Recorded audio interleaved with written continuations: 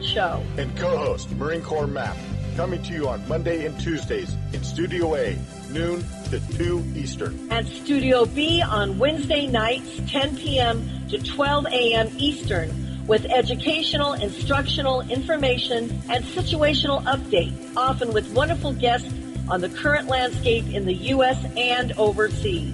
This is a go. We are with you, side to side, and back to back.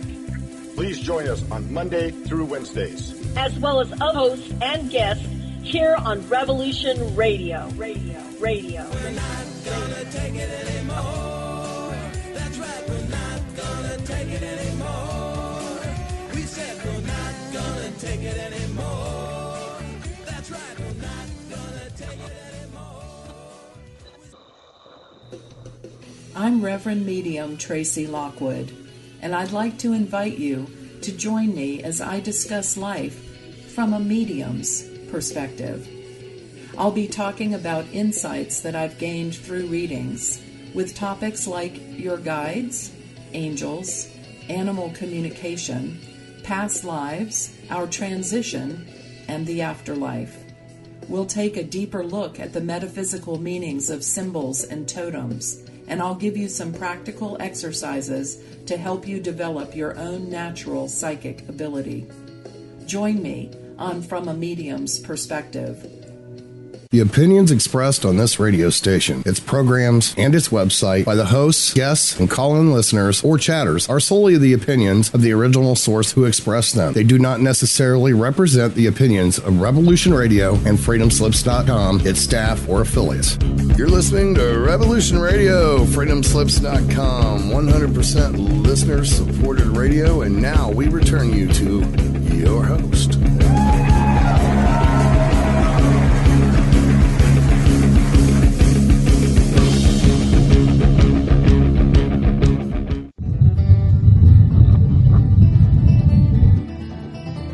Well, it's time to stumble down the road with host Bridget Lynn Dolgoff and co-host Jenny Vaught as they carry stones, dig holes, and wield their shovels along the way.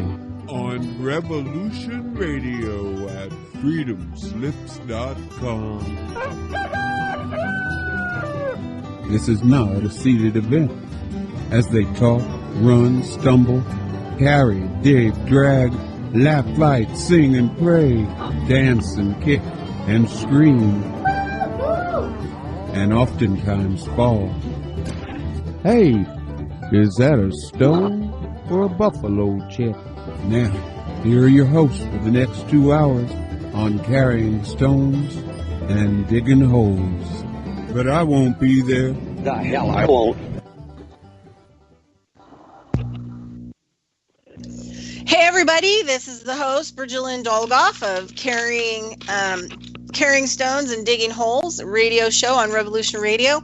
Hey, we are only listener supported. I was on the website the other day, I think Tuesday, and I noticed that our monthly target is $2,600. So we really need you to go to the funding page and do the click, and also, check out those heirloom seeds. They come in every type of package, and they have the ability to last for years in storage, so you can have them for an emergency or grow them now or do whatever you want to do with them. But please support our station and support all the hosts that are on Revolution Radio. Anyway, today, my host Janie Vaught is on, and hopefully she'll be on more.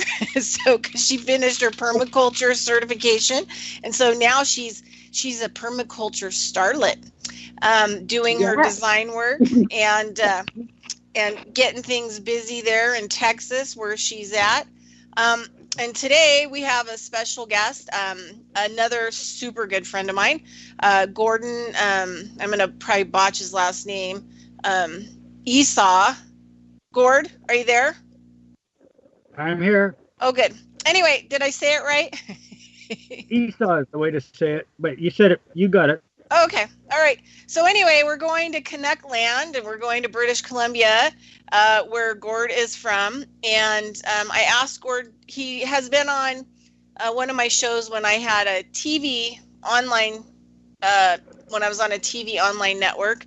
But today he's coming on, and we're going to have a conversation about Sasquatch, Bigfoot, from a whole other perspective, Gord's perspective, and the work that he's been doing, and the contacts of the Sasquatch people who have been collaborating with Gord in an understandable or sometimes non-understandable way, and what he's learned from them. And we may travel down the road a bit and talk about other beings and maybe stories that we have, and teachings that may have been given to all three of us as a greater understanding. So we're just going to launch right into the conversation. So I'm just going to ask Gord to kind of give us a background about himself and how he came into contact with his Squatch people. Gord? Yeah, I'm here. Okay. You want to give us the background on how you came about the forest and initial contact? Well, I've always been drawn to the forest. Where I grew up, across the river where I am now, in the Fraser River, that is. There was a lot of forests in the neighborhood back in those days, and I was renowned to my oldest brother, who had to go find me when I disappeared as a little kid, taken off and wandering around in the woods as much as I could. I was always drawn to it. Where I live now, I'm very fortunate in the number of mountains, and there is one up here that, in particular, that is of, I would say it's probably the most key mountain to all the range that's in this general area. My first contact was in a different zone altogether, though, in what we know as the Okanagan here in British Columbia, our fruit-growing region, and my boys and I were camping up there on this mountain. It's called Crater Mountain. It's an extinct volcano, and that's where things really started to begin. Okay, do you want to tell us about that story? Should I carry right on? Carry right on. Carry right on, Gord. Hey, hi, Jenny. You've been waiting a long time. Hi, Gord. Nice to meet you. My pleasure, too. Very, very, very nice. Nice to meet you. All right, so Crater Mountain, it's, well, like I said earlier, it's an extinct volcano, and my boys and I, we used to escape the Fraser Valley. It gets really busy around here this time of year in the summer, so we like a little more laid-back area. So we'll take off from here, and we'd go to the Okanagan. It's about a 4-hour drive. And the Ashinola River, we'd go camp up along there. We actually had our favorite spot, which remained our little secret spot for a long time till it was just recently discovered by others. So, but it was a really cool place to camp right by the river. Lots of hiking to go out and explore different areas, unique areas. And one day we decided to go up, instead of doing the riverside, we wanted to go up the mountain. And we went up Crater Mountain and did a camp up there. It's really a unique area up there, really quite unique. And that first day we did a lot of exploring. We didn't go right up to the peak. You can go right up to the top, and that's where the crater actually is. It holds water now, so it's not open to into the inside of the mountain. And there's a dome there too that's quite high, and I checked it on Google Earth. That's 7,500 feet up, and it gives you a really good view of the surrounding mountain ranges. So that's what we did. The first day we just explored, and we saved the big hike for the next day. And we got well into the evening, and we're just sitting around under the stars, enjoying being up there on the mountain with all the clarity and the visions we got to see with the stars and all that. And we're sitting there, and we notice these two stars. We're not stationary. They were moving parallel to each other and actually closing in on each other. And they were going across the sky. And as we watched, they went along, and then they finally just stopped in the midst of a cluster of little stars there, and they disappeared. So we didn't think too much of that. It was good entertainment. And this is getting on at maybe 10-ish at night. And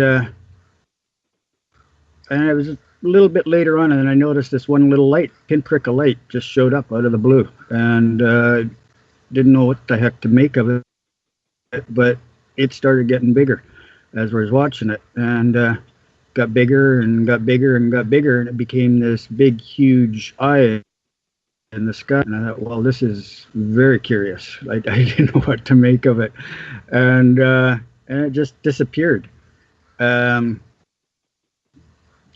And I decided to not say anything about it because the boys didn't say anything about it initially. So I just stayed quiet. And then my youngest son piped up and he said, yeah, do you guys see what I just saw? So I said, okay, what did you see? And he described it exactly the same thing.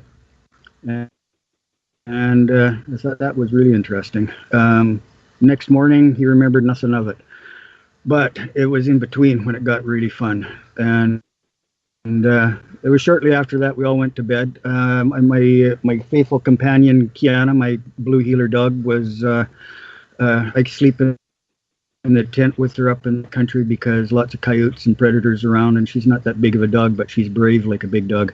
And I didn't want her getting into any contact, so I sleep in the tent, and the two boys slept on the either side of the fire pit. And our vehicles and my tent kind of blocked the little track, the little roadway that goes up the mountain. And there's past that, there's some bushes and a little creek.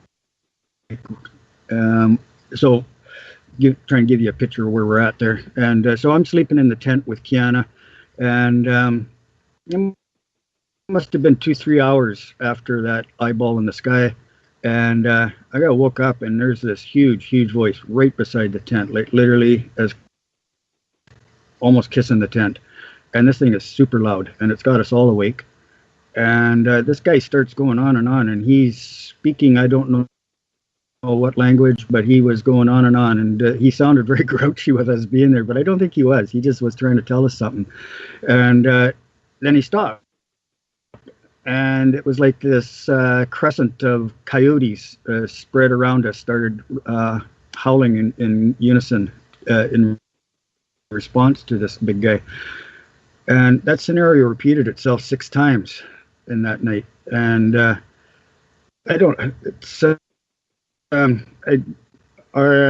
Bridget introduced me to a friend of hers, and this gentleman was kind enough to give me some of his time. And he had a little more experience in this. And the first thing he asked me, he says, did you ask him to speak English? Because I now realize we're talking about a Bigfoot.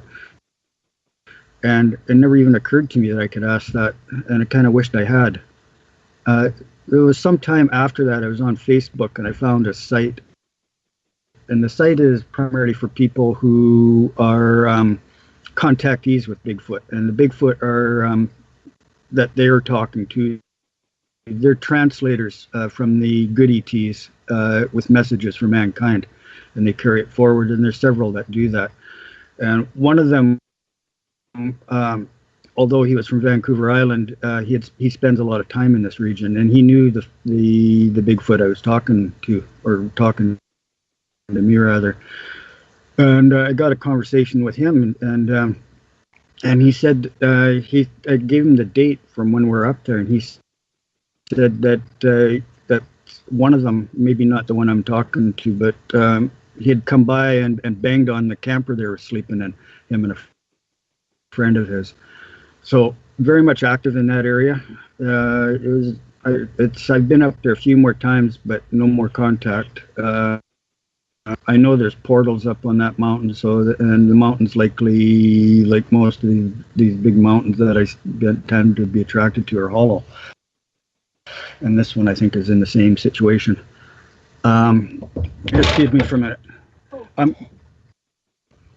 Sorry. Anyway, that's that story for that mountain. Any questions on it, or? Yeah, I let Janie roll. I'm here just holding the energy. I mean, did you have, what feelings were you having when you heard the voice start talking? Well, initially, were you frightened, or was it normal, or being out camping way out and having someone show up and start speaking a foreign language? outside your tent kind of get your attention. Yeah, Jenny, I've been in the mountains and in the woods quite a bit. I started logging when I was 16 years old, up and down the coast of the province. And one of the first things I learned in life is fear is not something to entertain. Right. It's not that you don't feel it; you just don't entertain it because it causes you to make poor Right. decisions. So you got to keep a clear mind and keep yourself focused. So yeah, fear didn't really come into the picture all that much. Initially concerned because it was so close to the tent, and I didn't really know where it was going with things. But I soon realized that if it was going to be a violent situation, I would already be done for. So Right. I just tried to make something out of it, you know. And I really wished that I'd had the knowledge of Bridget's friend to just say, would you mind speaking English so I could understand what you're trying to say? Because it would have made it a lot more interesting, I think, to say the least. Yeah, or an interpretation was of the their end of language. Yeah. Yeah, it's, I gave Bridget a website, and and I poke around on the topic quite a bit since that night. It's obviously it's ingrained, and it's like anything, you want to know everything you can find out about it.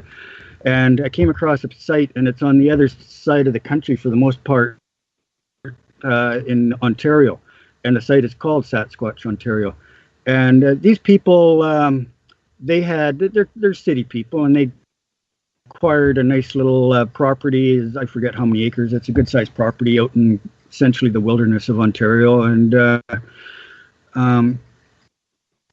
they go out there, and they soon found themselves having some very unique experiences. They would find gifts, primarily marbles. They would just show up inside the cabin. They couldn't figure out how they were getting in there initially, and then they started hearing them, you know, audios from the Sasquatch and other things, and then they started, and they also on the car, because you're driving a gravel road, dusty road, the car get covered in dust, and these Sasquatch would come and they make depictions of what they look like on the car. They're That's cool. And yeah, it's really cool. And these guys are very passive, right? A lot of people think that they need to be afraid of them, but they're not. They're mostly curious about us, and they do like to make contact with us. And if anything, they're more afraid of us than we are of them, even though they're like twice our size or more. Yeah, they have the most amazing experiences of Sasquatch. And because it was just a family to begin with, they soon came into a lot of really, really nasty people who were just cutting them down and insulting them, and they ended up closing their site down. And I went, oh man, I was really enjoying. But what they did was they closed it down temporarily, and they found an expert on the topic. And they talked to this fellow, and this guy agreed to come up. And he came up and spent time up there, and did a lot of research. And he's a very renowned Sasquatch researcher. If you go onto their website, Sasquatch Ontario, you can find all kinds of links back to past discussions and the current. And unfortunately, right now, because of their website and its growing popularity, they've attracted, how can I word it, unwelcome attention from people who like to control these kinds of things. You know, they want they want that kind of contact, right? Yeah, and yes, they like that kind of energy flow back to themselves. Yeah. Yes, they're being inundated with helicopters flying overhead, armed people walking into their properties, and you know, they're pretty firm. They tell them to go away. They don't want them there, and then they can't just stay. They leave, but that doesn't mean they go away. They stay on the outside rings. They sneak in when they can, and they're really, what they're trying to do is find out where these creatures actually reside, where they sleep. You know, they want to get at them. They want to capture them. You know, I have a story. And, Okay. and it's interesting because some of what you're saying kind of hitting some of my memories that I've never shared with anyone. So it was in 1972, 73, and I was living in Oregon communally, and I was not 19 years That's old, very close. you know, and and I met a beautiful woman there. We were about the same age. And she was from a logging family, a traditional logging Native American Canadian family. She had beautiful black hair and brown eyes. And she was the clearest woman I've ever met. And she lived on the Canadian-Washington border with her family. Her family were loggers, traditional loggers. They didn't clear cut. They would just go, and they had a small logging camp. And this is what she told me. We were standing out there one beautiful evening looking at stars and the moon and just enjoying the evening and looking at the sky. And for some reason, she said, I'm going to tell you this story about the mountain people. And she was a young girl, and they were on the border of Washington and Canada in a small logging camp. And she said it consisted of mainly, it was kind of a cookhouse and a couple of bunk houses. And they would selectively cut logs, and they probably horse logged. And then there was a small road going in and out to get the logs out. It was very back country in the forest. And she said, one evening, the mountain people came and started throwing rocks. They got on the roof, and they started throwing rocks. So much so that no one could come out. They couldn't come out of the cabins. They couldn't come out of the cookhouse. They couldn't go anywhere. And they were hollering and yelling and whooping. And she said the screams and the cries just make your hair stand up. She was trying to describe. I have heard that myself. And have you? Oh yeah. And actually in the mountains of in the Sierra in California. But let me finish the story. She said so they only had so much food, you know, and they were. She said her family, and they were trapped in the cookhouse, and nobody could go out.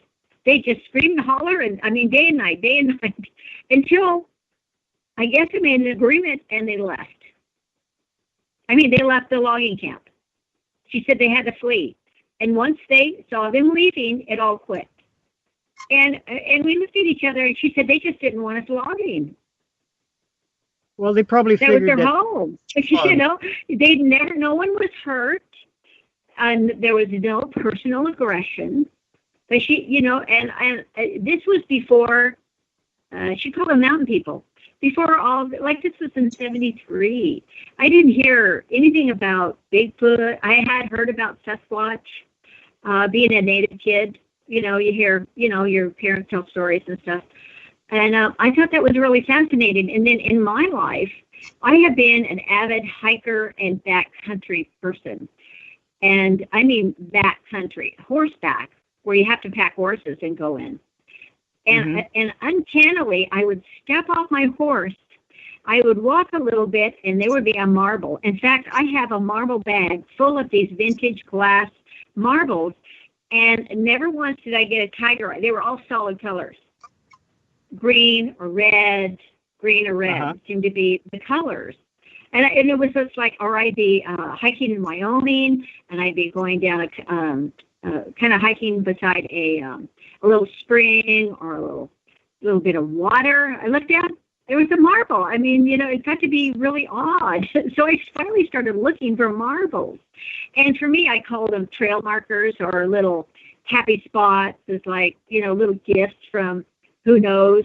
But I find that very interesting that nature and the gifts that come in nature happen to be round glass marbles. I find it very interesting. Anyway, that's my story. And as a young 17-year-old, we were camping in the deep high in the Sierras in California and heard Sasquatch talking, and it lasted for hours. And we were kind of a canyon, so it was very eerie. I wasn't afraid. I was just quiet. I like held my breath and just would listen. And it would echo back and forth down this, and it was like a whooping and a really loud, I've heard mountain lions, I've heard cougars, I've heard bears, raccoons, everything makes its own noise, but this was a lasting experience. And when we got up the next morning, nobody wanted to talk about it. And finally at breakfast, I said, did everybody hear that? And they all kind of nodded and said, yeah. Okay, so then we went on with our hike and our camp. It was like, okay, another interesting experience in nature. Those are my stories, and I think it's been sensationalized. I think it's been marketed.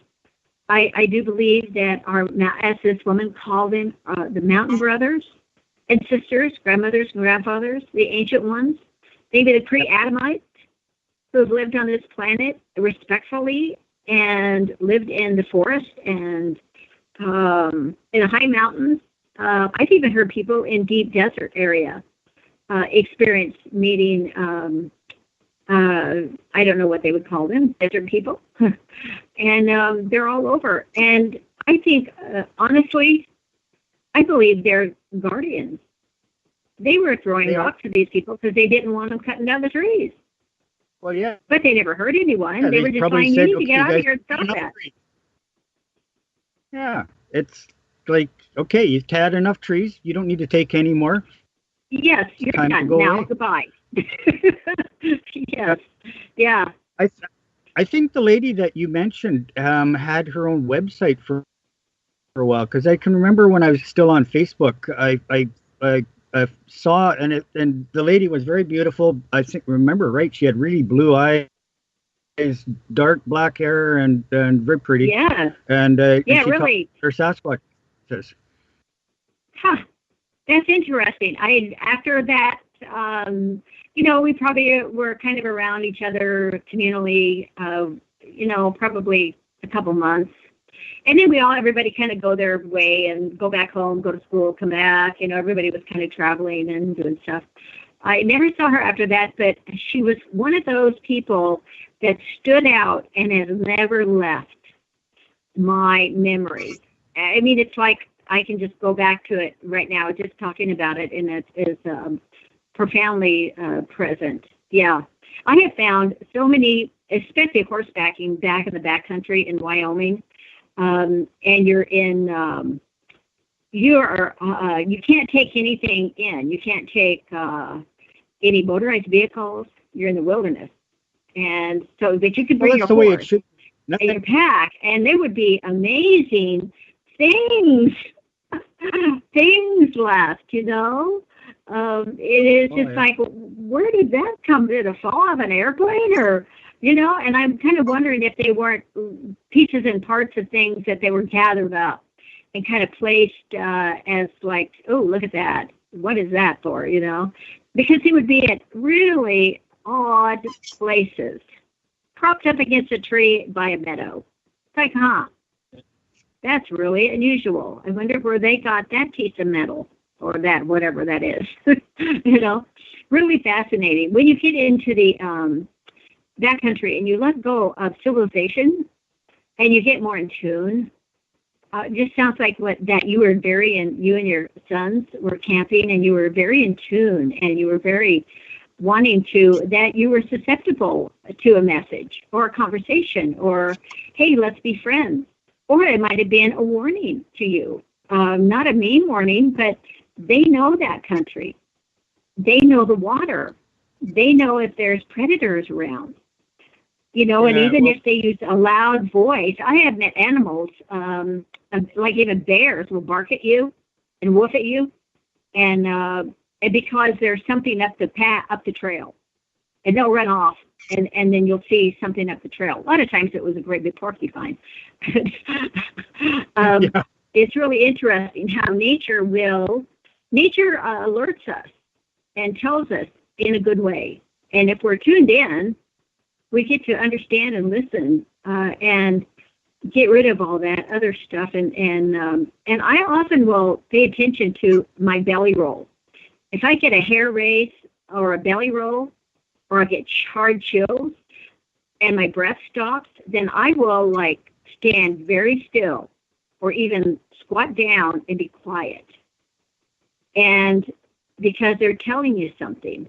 And I would hike for miles alone, you know, or have to hike at the headquarters and go in 4 miles to our base camp where our horses were in our tent.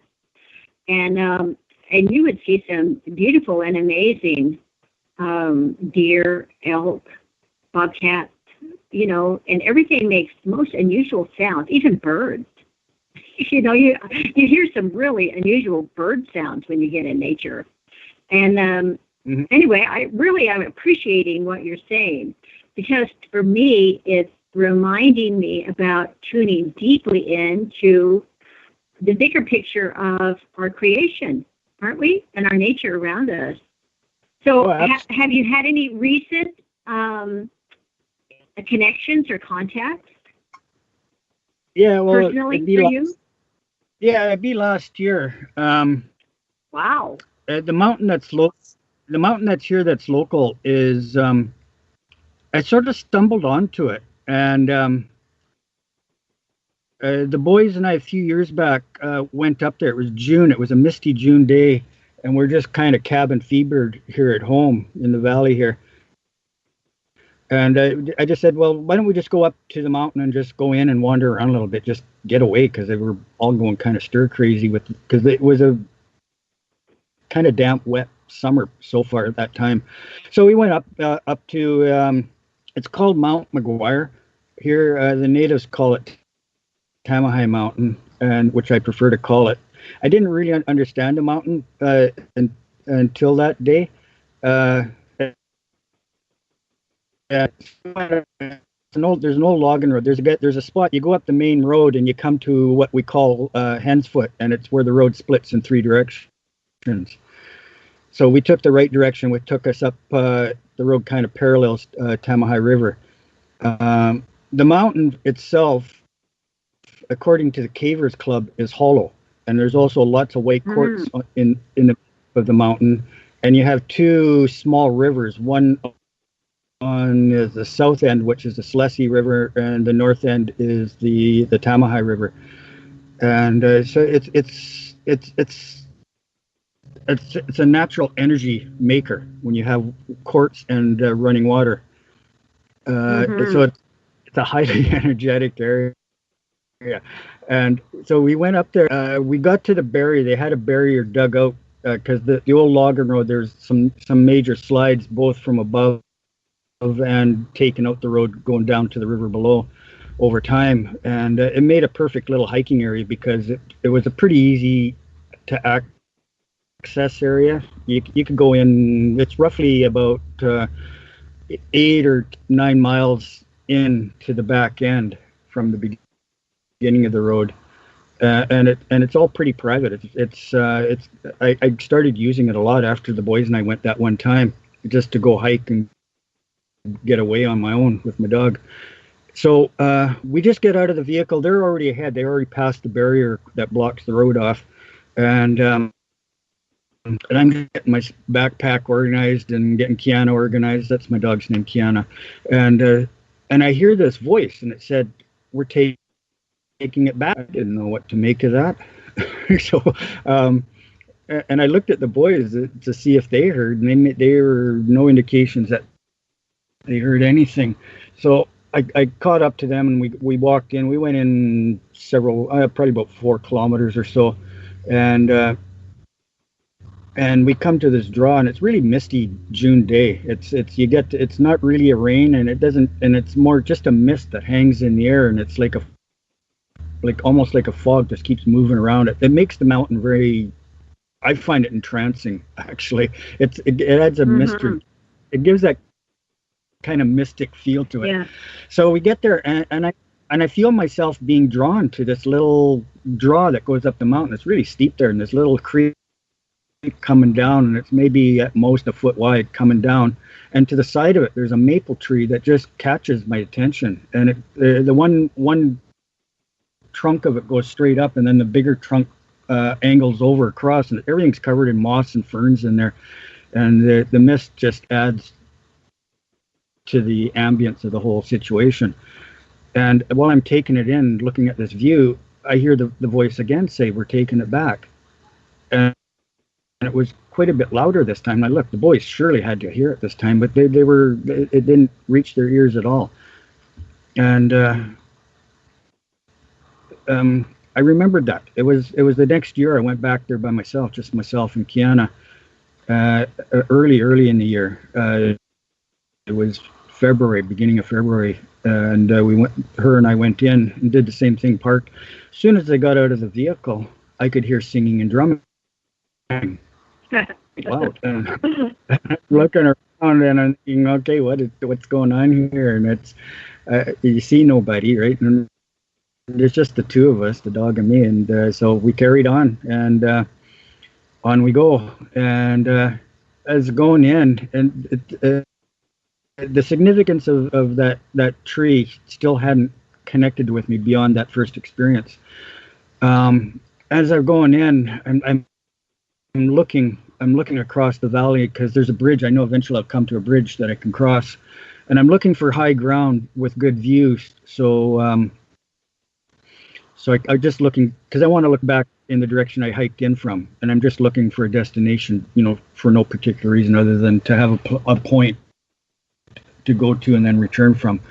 And so I work my way up the mountainside where I can see the opening and get up in there, and I'm just taking in the view, and I hear the voice again, or not the voice, the dringing, the summing, can't even talk, singing and drumming again. And this time again, just like before, it was much louder, more clear. And I've got a friend in Alberta. This guy he's very spiritual. He's used often by people to clear houses of bad energies and that kind of thing. Mm-hmm. And I got to call this guy and run it by him, and which I did. And he listened. He listened to the whole story. What I just told you about these two episodes, and then he said, Gord, there's one thing I've always felt about you, and this is how he worded it, and that was kind of strange, but it made sense later on. He says, where you are, you've always, and I know I know him enough to know he's not talking about a single lifetime. He's talking about multiple lifetimes, and I took that in heart and thanked him for that. And I said, and he said, furthermore, he says, what you need to do is go get some tobacco prayer, and you need to go find the right spot and do a tobacco prayer. And I thought, he's right. I got to do that. And I'm getting vibrations going through me as I'm at this point as I'm saying this. So the next day, what I did was I went to the local market and bought a pouch of tobacco. I was astounded at the price, because I haven't smoked since like 1972 or somewhere like that. Anyway, so I get the tobacco and I go up there, and I have no clue what I'm doing. I really don't. And I bought a little box of sandwich bags, because I didn't know how to do a tobacco prayer. I had no clue. My friend said, you'll figure it out. I asked him a couple of times, and he said, yeah, don't worry about it. You'll figure it out. And so I'm going in, and I'm trying to think, okay, where am I going to do this? And then the tree popped up in my head, just like magic. It just came to my mind that I got to go to that tree, and that's where I went. And it's funny how you kind of get into that rhythm. But as I'm approaching the tree, I'm within 50 feet of it or so before around a bend, and where I can come into the view of it, and I could feel the energy building and building and building as I get closer. And I get there, and I'm looking up at this tree, and the energy is quite strong. And so what I do is I take that little rolled up sandwich bag with the tobacco I put in there, and I go up, and I'm looking, and there's where the two trunks meet on the stump of the tree where it comes out of the ground. It's snug in there, so I go put the pouch right in there, and then I step back, and I just speak from the heart. I really don't have any set words, and I just speak from the heart. That's all that counts. Yeah.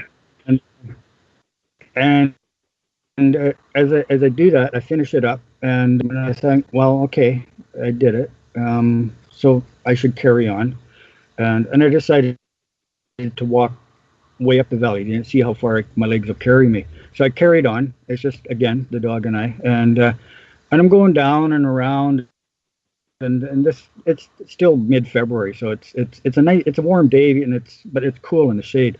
And I come around the corner, and I got this long straight, and it's probably about maybe 600-700 feet down in length, and I'm looking down this track, and nobody had been up there.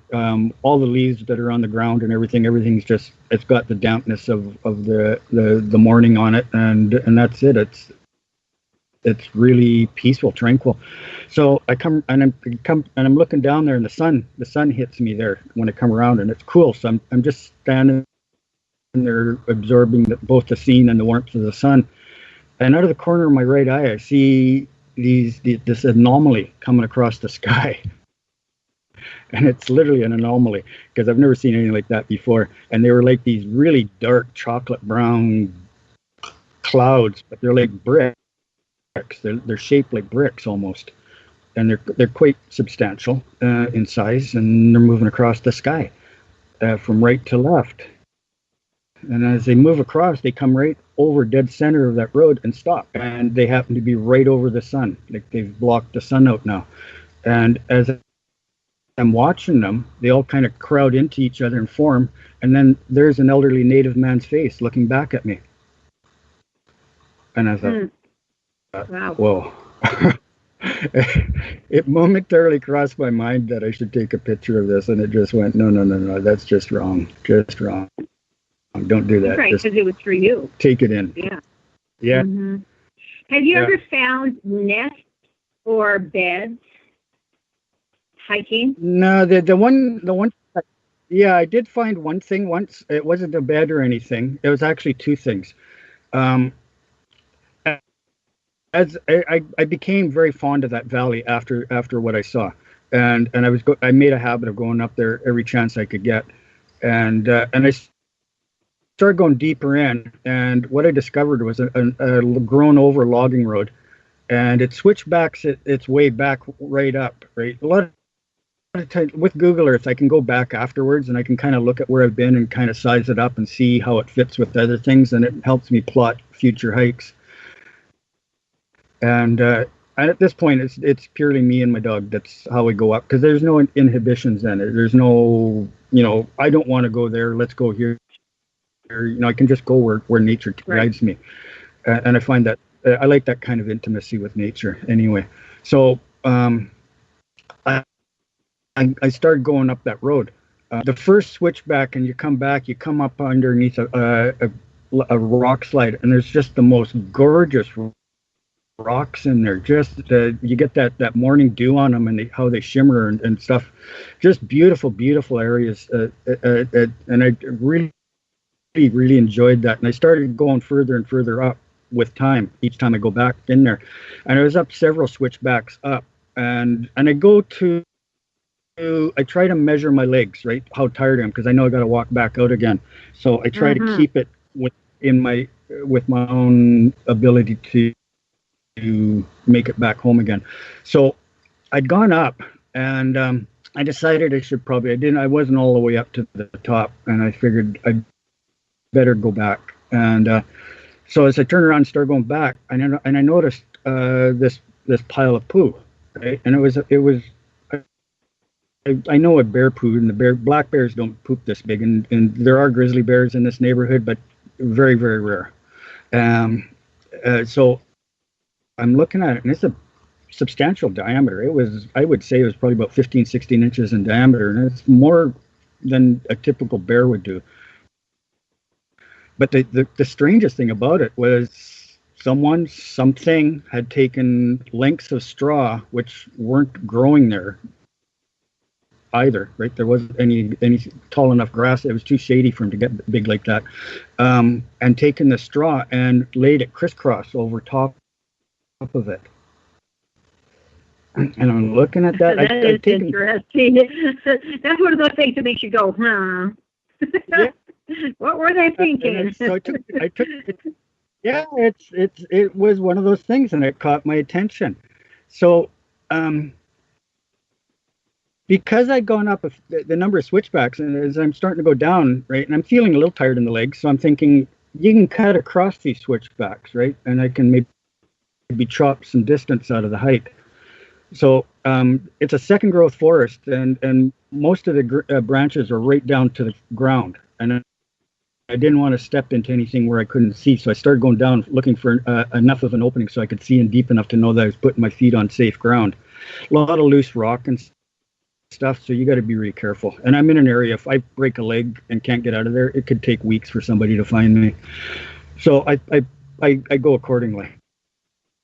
And I find an area where I can get in. I get in underneath the branches and start working and I angle across. I don't go straight down. I angle across, and it gives me a little bit more purchase where I'm keeping my feet.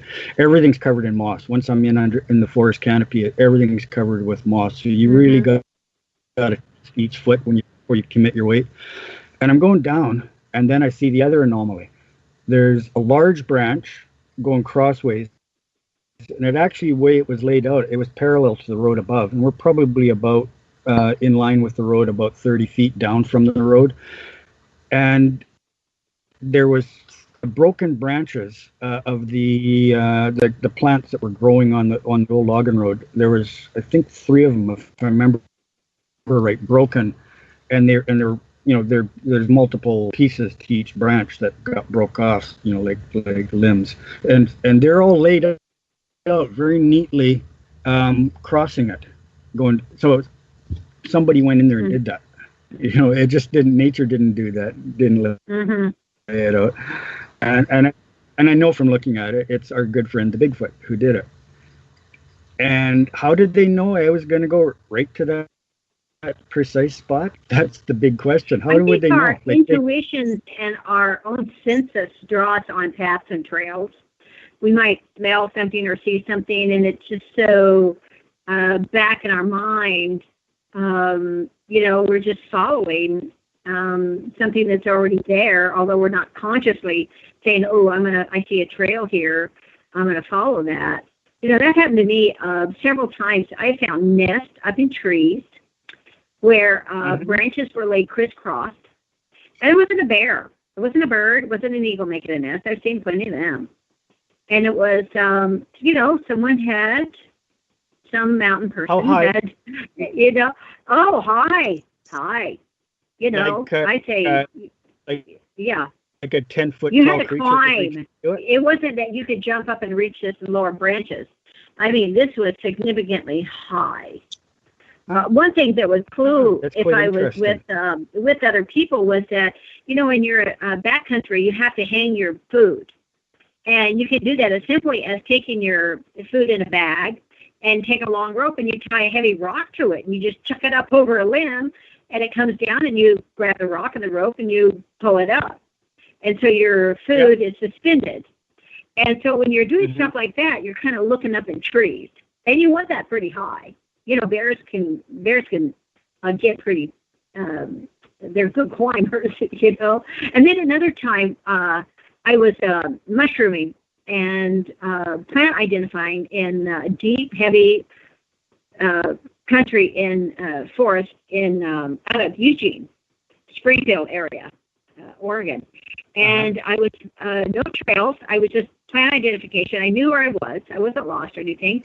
And I found a little dome made of, and what they had done is take little branches and saplings that were still in the ground, and they had bent them over. And they kind of have intertwined them one to another.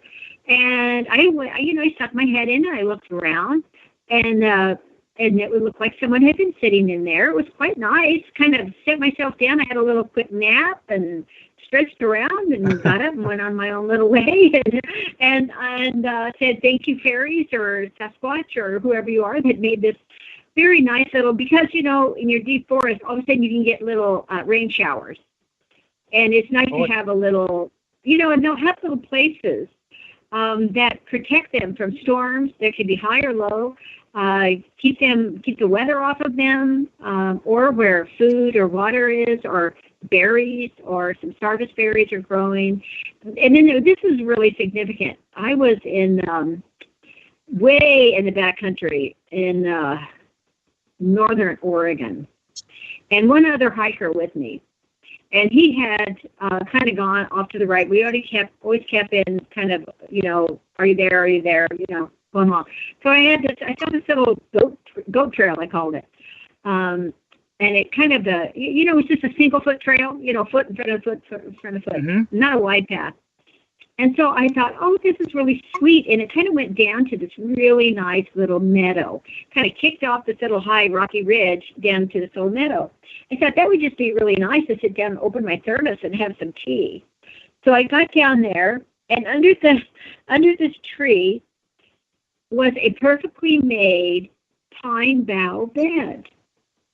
And being a tool person, I like knives. I want to know how you cut things. I want to know what it looks like when you cut that branch, And and it was under the tree, and it was probably 8 by 10. It was a large pad. It was probably 10 inches deep, and it was just a tip of pine boughs. And it looked like they were snipped with your thumb, pinched off. And then they were laid the other direction. So they were, head to tail, head to tail, head to tail, laid layer and layer and layer. And I mean, whoever made this, it took them a long time, or more than one person, or someone very astute at it. And it smelled so fresh, like a new Christmas tree in house. And so I thought, well, that is just awesome. So I took off my pack, and I just kind of sit down, and I rolled over, and I laid out on it. And, it was so interwoven and precisely made, your hiney didn't fall through. If you do something, your butt, every part will fall through, and you'll hit the ground, Yeah. It was like a spring mattress. It was incredible, And I thought, someone really knew what they were doing when they made this beautiful pine bough bed. It was amazing. Another one of those high in my memory, never tell anybody about it. But, and there was not a soul around. No, nowhere, nobody, nothing. There was no path, there was no fire pit. That was the other thing. There was no fire pit, and there were no footprints. That was kind of interesting. And this was fresh. This had not sit there longer than 24 hours. It was pretty awesome. So hey, maybe the mountain people make great beds. I want one. Well, that's their home. They got to do it somehow. Okay, guys. Yeah. So we're coming up to the break, and so about 56 till. So just letting you guys know, we'll go to commercial, and then we'll come back in like 5 minutes. So when we go to commercial, everybody can go get something to drink or use the loo. But anyway, so go ahead and keep talking. Just letting you know we're in moments from the commercial. Thank you. Right. Yeah. Hey, Gord, it's really awesome to visit with you because your life journey is really, for me, it's like we've walked side by side, although you're way up north and I'm down here. It really is wonderful. Well, I was just to have this experience and listen to you. Wonderful. Thank you. Oh, you're very welcome. And thank you, too, for you sharing your experiences. I'm listening to it. I'm thinking we're almost like brother and sister here. Yeah. I'm still pretty good at mushroom identification, but I need to kind of recharge myself on that one. Yeah. Helping other people. A lot of people around here. I've come to know some people that they basically live out of campers and that they're transients and wonderful people. And that's one of the ways they sustain themselves is collecting mushrooms. There is one story that's in the local Sasquatch Researcher, their webpage. for Chilliwack, and they don't mention Sasquatch once in the story, but it's not a good story. But I think it's a good story to tell because it points out some very significant things in how we can react negative or positive to these out in the wild encounters. And it was probably very much similar to when that Sasquatch came to the side of the tent and talked to me. In this case, was from the American side of the border. At the back end of that valley that I'm describing, at the far end, there's two peaks. They're twin peaks, and they're called border peaks, one on each side of the 49th parallel. Right. And this couple and their child came up from the south side. Now, he worked as a border guard for the American side of the border, and this is in the 1980s, 86, 87, somewhere in there. And they decided to go up. There was a camp somebody had made up there with a picnic table and everything, like a ready-made site, and they'd hiked into that and camped, and they said they'd be 2 nights and then they'd come back out. They never came back out, so they sent in a search party for them. And this is how they worded it in the article. It said both adults were beaten to death in a manner that can only be done if something picked them up by their ankles and swung them against the rocks and the trees. And the little girl. Okay, we're going to commercial. Gord, hold that thought. We'll be right back. Finish that. When we get back. Bye. Bye. See you soon. Yeah.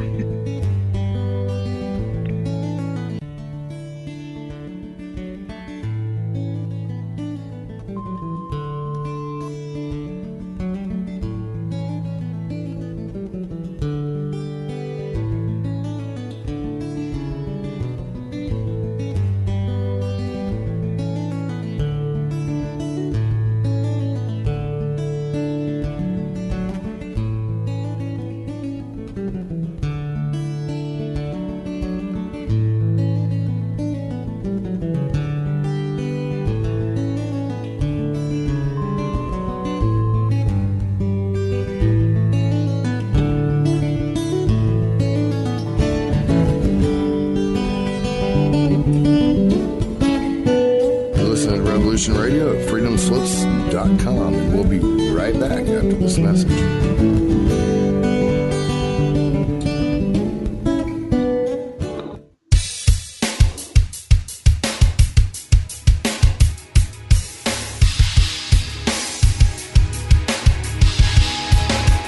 Enter into a world unseen on Raven Star's Witching Hour. You will encounter eclectic topics from the realm of spirit brought into our matrix of truth.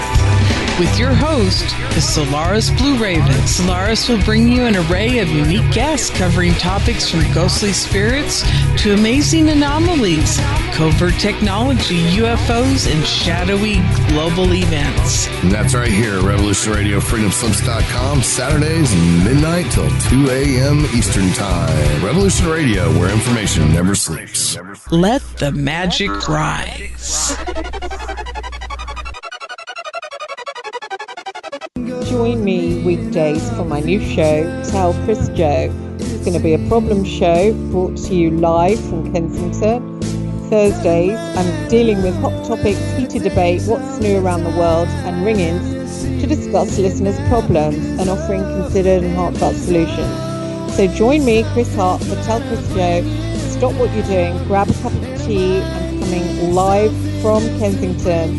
Relax, let me entertain you with a coffee bar online. Listeners' very personal problems. So that's Thursdays, 2 p.m. in the afternoon, Revolution Radio, freedomslips.com. See you there. It's going to be lots of fun.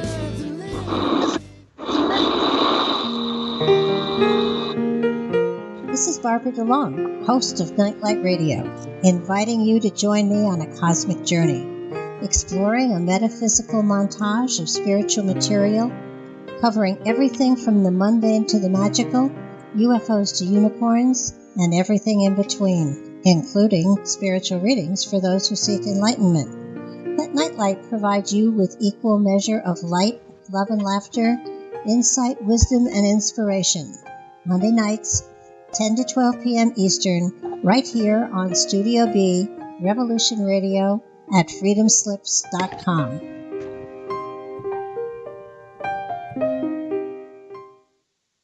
The opinions expressed on this radio station, its programs, and its website by the hosts, guests, and call-in listeners or chatters are solely the opinions of the original source who expressed them. They do not necessarily represent the opinions of Revolution Radio and freedomslips.com, its staff, or affiliates.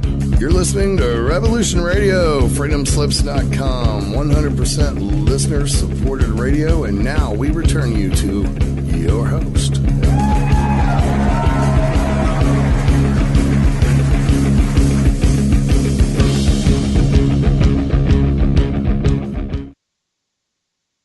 Hey everybody, you're back with Carrying Stones and Digging Holes radio show. Your hosts, Bridget Lynn Dolgoff and Janie Vaught. Today we have Gord, who is our radio show Sasquatch expert. No, I'm and he left us on a cliffhanger. So I'm going to go ahead and return it to Gord so he can maybe backtrack on his story a little bit and then tell us what the finish is. All right, Gord, are you there? I'm here. Okay, finish on. Finish on? All right. Okay, so, yeah, we got this horrific scenario up on Border Peak. And the only thing I conclude out of the information, because it was very thin on information beyond that point where we left off, and the only thing I can think of is this guy worked as a border guard, so he is probably trained in firearms and probably felt it necessary to bring a gun with him to go on that hike up there. And the visit was probably very similar to the one I described earlier at the beginning of the show at Crater Mountain, where you got this big, huge voice that can sound really, really scary to someone who's not used to being out in the woods. And I think he took a negative response to something that was probably not negative to begin with. And the results were not good. The kindness of these creatures in that particular story shows in the fact that the little girl was completely unharmed. And they probably watched over that girl till people came to rescue her out of there, to make sure that she didn't befall any danger or anything. So I'm saying that in defense of our big hairy guys, our friends, because I don't think that's in their nature to do that. And I've had 2 points of visuals in that region in the aftermath of going back and forth in and out of that area over time. And I've been in there, I don't know, I couldn't even count the number of times I've been back up in that area since those initial experiences I've described so far. Are you still there, Jenny? Yes, I am. All right. So I can go on. I've got 2 points. Like the story, like the Tamahai River Basin, where this is all taking place. So, the logging came back in there. So in a year or two following what I've described to this point. And I actually confronted these guys when they were in there. When I first found them in there, I didn't ignore the signs that said do not enter. I just went right up until I found a machine, and I found the guy in charge. And I was really upset that they were coming in and logging again in there, because I could already see the results of previous. It's an area, the mountain didn't need any more logging done to it. And I talked to the guy. He was actually pretty good. He was the superintendent for what was going to happen there. And they were refurbishing the road, getting the road ready to go back in so they could get logging trucks in and out. In the end, just to say, put that stamp on it, it was the mountain that chased them out. And I thought it was beautiful how it did it, because it would do mini slides, right? And I go in. I've got the experience I've loaded logging trucks. I've got the experience, and I knew that these slides would make it very, very treacherous to take a loaded logging truck through on that path, and it's really steep and very prone to slides in there, and so they're not in there anymore. But I had that confrontation. I talked to them about it, and so I decided I had to just step back and let the circumstances play out however they may be. I did get the opportunity after that visit with the manager there to go in the evening. I just wanted a curiosity. I wanted to go in, see how they're doing. I've got the experience. I can look at how they're repairing roads and stuff and see whether they're doing things. I just needed to go in and see. So I went in the evening. It was a summer evening, much like this time of the year, and parked at the barrier. They had a gate at that point. The road was restored, and there's a gate there. So I parked at the gate. Made sure clear if somebody was in there that my truck wasn't blocking anybody going one way or the other, and walked in with my dog and Kiana, and I wasn't in maybe 50-60 feet, and I sensed something behind me, and I turned around, and I just turned around in time to see a Sasquatch. They kind of, when they want to go, I don't know how to describe this, but I've heard it described before, they kind of do a twist and crouch down low. Yeah. And that's when I saw him, and he was just crouched down, and he went invisible. So that was good. So, and I went, good. I'm being looked after, and I carried on, and I came to my little draw with the little creek and the maple tree, and I decided to do a tobacco prayer while I was there. I went right up in, and when I finished the tobacco prayer, and I'm doing it the proper way this time, where I'm I'm not putting in a little bag anymore. And so I did it. And as I'm coming out, and the grass is tall, and there's lots of nice flowers and stuff growing up there. So I'm trying to step very carefully not to squish all the beautiful foliage that's underfoot, right? And I'm picking my where I plant my feet. And every place where I went to put my foot, I could see it moving under the grass. I could see something moving in there, and I didn't want to step on it because I didn't know what it was. So, and I'm trying to keep my balance too because it's loose rock and whatnot. And so I finally crouched way down low. I get a spot where I can stabilize myself, and I pull the grass back, and here's this toad, this big toad, in the grass there, moving around. And Bridget will remember me telling her this and she said, "Well, they're messengers, right?" And I kind of figured it was a messenger, and I tried to absorb a message from the guy, but I don't. My brain, I don't know. Maybe it's too calcified to pick up on these things. But I didn't pick it up. So that was the first, the second encounter. And then I go in and I wanted to go up to the next slide, which was across the bridge, because that was my most curious point, because I was curious to see how they're going to rebuild these slides so they don't kick out under a loaded logging truck. And I went up to the next one, which I thought was going to be the harder one for them to fix. And as I'm just about up to the slide, and I hear this cry above in the timberline up above, and I just as I turn, this golden eagle, and this guy was huge. He must have had about a 12-foot wingspan. This golden eagle swooped down low, and he did an arc so I could see the underside of his wings as he went by, and then he curved and he went down river. And this is the first time I've ever seen a golden eagle, and to be that close to it and to see something that big, I knew that. Oh yeah. I knew spirit was happy. I was up there and keeping an eye on things at that point. Mm-hmm. And and the other one that was kind of haunting. It was before that, and there was an area where they were blasting rock and digging the rock up to get material to repair the road, and they unearthed a giant Douglas fir stump there that I hadn't been aware of before, because it was enshrouded in all the growth that was not actually going in there, but they had been in there with backhoes and pulled it all out, but this big stump was exposed. And I got Kiana is really good this way, because she knows when I want to take a picture, and she will pose for me quite voluntarily.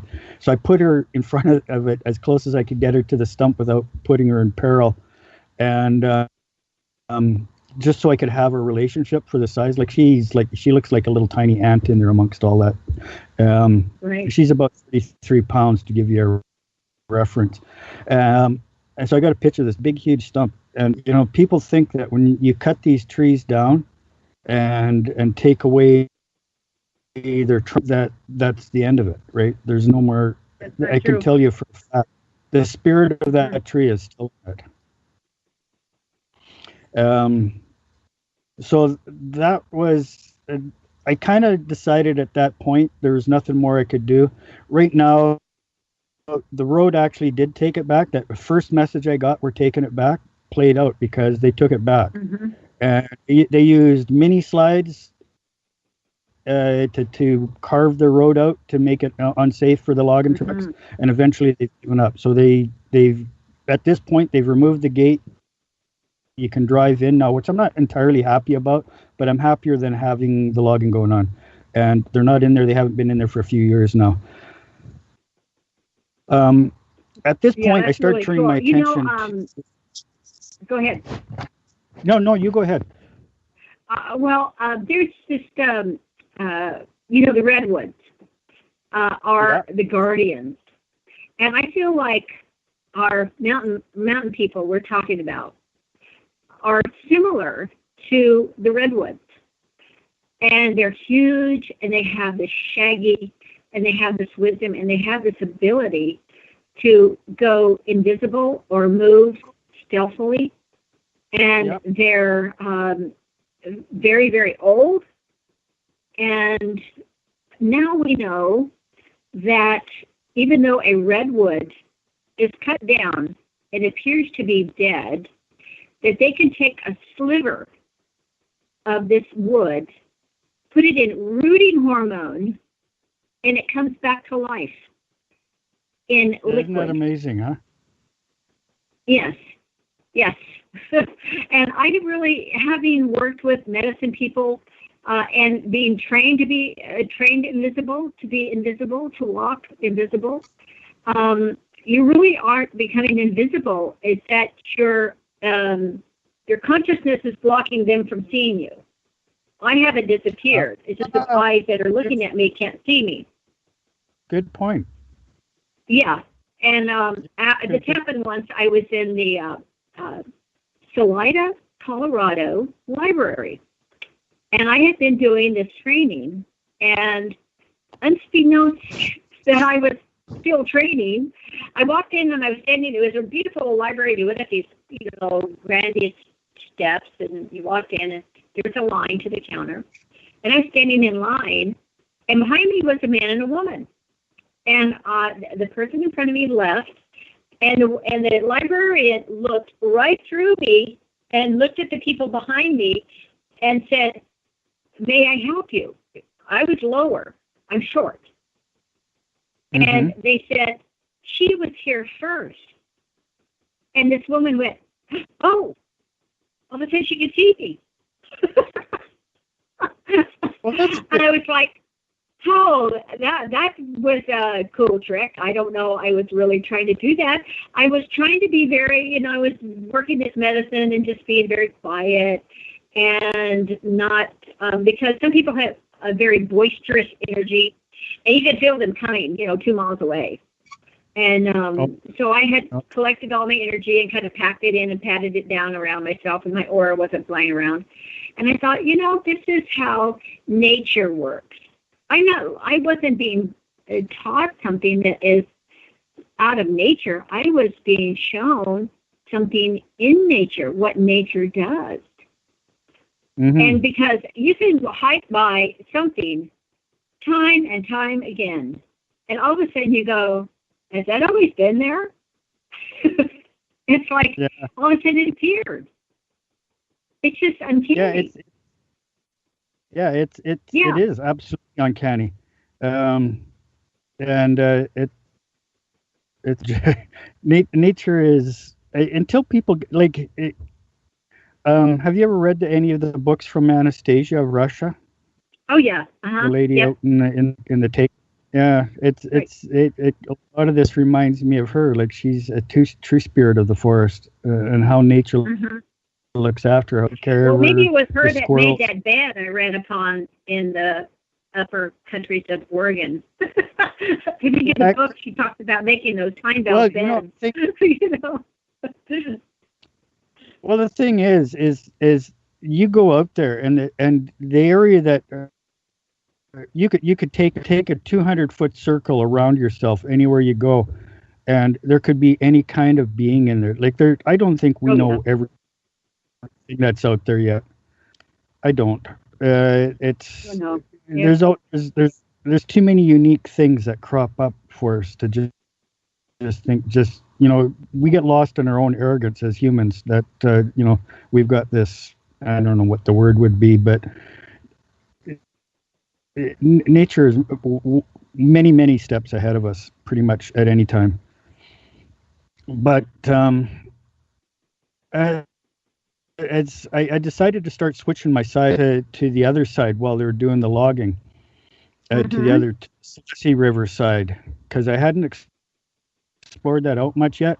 So I had a couple of experiences up there. Have you ever heard of the Rock People? Well, yeah. This might be a little different than what you're thinking, though. And this was, I had encountered till another Native person explained it to me. Okay. When I brought it up, what had occurred with me.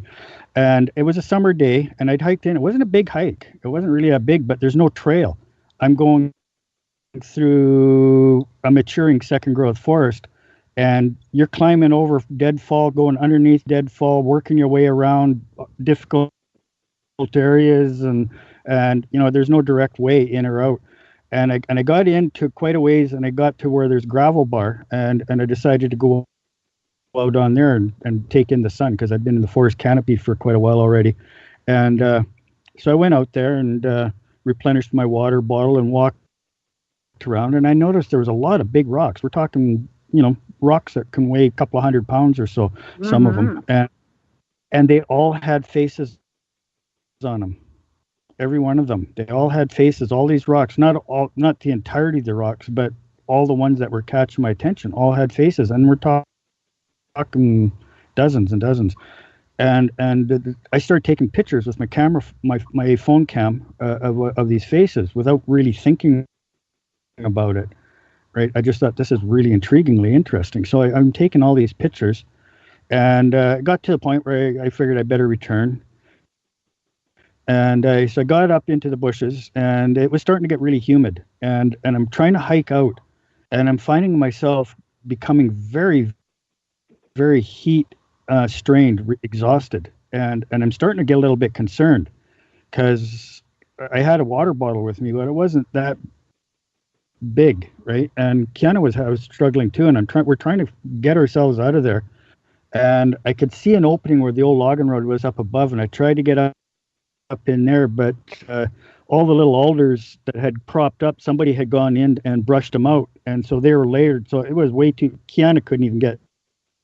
She was trying to go underneath, and she couldn't go on top of these things because the stems are too narrow to support her paws, and it was getting increasingly difficult. So I decided to cut back down through the forest again and work. But I know I'm starting to succumb to heat exhaustion, and I never do that. I've logged and worked in early shift. We'd start at first break of light and go till the meter said it was too hot to be out there. And I've never had this sensation before, and I'm wondering what the heck's going on with me. And I eventually had laid down on a log, and I thought, I don't think I'm going to make it out of here, right? And I was starting to worry about Kiana. Like, if I pass in here, that's how serious it was. And I'm thinking, what's going to happen with her? Is she just going to stay by me until somebody? I don't know. Like, I'm worried as much for her, probably more for her than myself at this point. And I'm out of water, and I'm laying on this log, and it's almost like a voice whispered in my ear, "You numbskull, you forgot your tobacco, and you forgot to do your tobacco prayer in the truck." And I went, "Oh." So yeah, that kind of stunned look you get, that oh yeah, I'm an idiot. So I do a tobacco prayer laying there, and almost instantly I'm feeling rejuvenated. And this is going to sound silly, but and I finally got up, started walking out, and I went maybe 20 feet, and I came to the old skid trail where I'd first started off and went down through into the forest, and which meant I was very close to the creek and where I'd parked my truck. And so you're almost home. Yeah. It was almost. So I was just simply being taught a lesson, right? Well, all of those things have something in common, and I don't know if you put it all together. But when the stone people show themselves, and when tobacco is all heat or fire medicine, because the tobacco is energized and comes to life when it touches fire, a flame, and then the smoke is the prayer. Now we can lay it down, but let me tell you, some ancient one would come along and smoke that a little bit, because I've been hiking and smelled tobacco and being smoked, you know, and I have a quick story. I've told it before, but I had a student that got invited into a blackout lodge, and it was a working lodge out of Aspen, Colorado. And she told me about it, and she called me. I was in Arizona at the time, and I said, now make sure you do. It's very traditional. You wear a skirt. You follow the protocol. They'll tell you what to do. You know, tie your hair back. It's going to be hot. And so she had long hair, and she had, you know, she was really excited to go into this meeting.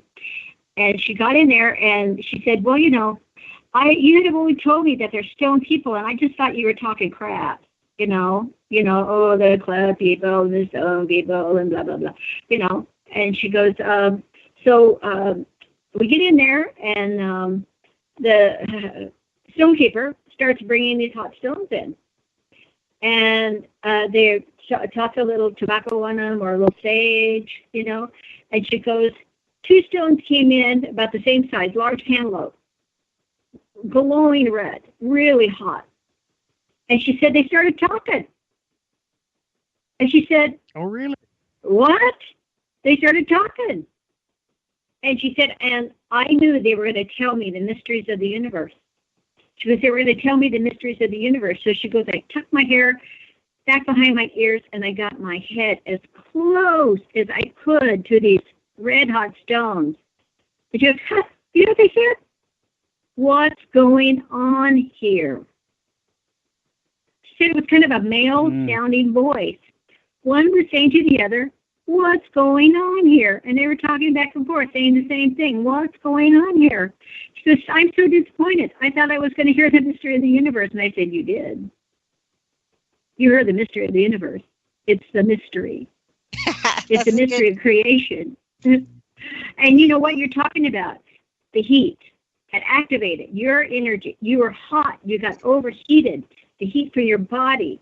Everything, there's triggers, things that ignite and trigger stones to show themselves or to talk or to, or even a divine spirit that says, oh, you forgot something, just do a little tobacco, do a little thankful, do a little gratitude, put that down, another. And tobacco is male and female in one. It is a joined herb, a plant, and once it is struck by fire in the sacred pipe or in an offering or burned as a smudge, that is a powerful prayer. That's big. And what the faces, I don't know if you kept the pictures, but they were showing themselves to you, Lord. They were showing you, it's like a family photo, if you will. There's your brothers and sisters. We are all connected. And one of the biggest vacancies that we have in our Mother Earth is trying to fulfill, look what's going on. Is it not fire medicine? The volcanoes, this is fire medicine. Oh. This is heat again. The stones are talking again. So it's not an accident. We are speaking of stone medicine right now. And because we have forgotten how to listen, or we don't believe that we can listen, or we can understand. But they're talking big, loud medicine right now. Big words. Yes, big words are coming out. And it's about connection. It's about holding hands again across all nations. It's good. Thank you for sharing the stone message. I'm vibrating like it's awesome. Yeah, it's good. The whole show, I've just been holding the energy, man. There's all this crazy energy that's coming in and out. And I'm like, oh, and then I'll hear Gord cutting out. And I'm like, okay, balance it all out, balance it out, make it clear. Right. keep it clear. But I just totally put something together. So there are all these like booms, these underground booms that are going on, and we're having them really bad here. I can hear them because now I'm way out in the desert. For like every day about between 1:30 and 3, I hear these big boom. Sounds like a bomb being dropped, and you can even feel a little reverberation. I think one day I was texting Skype, may have been 9 days ago, like on the Friday.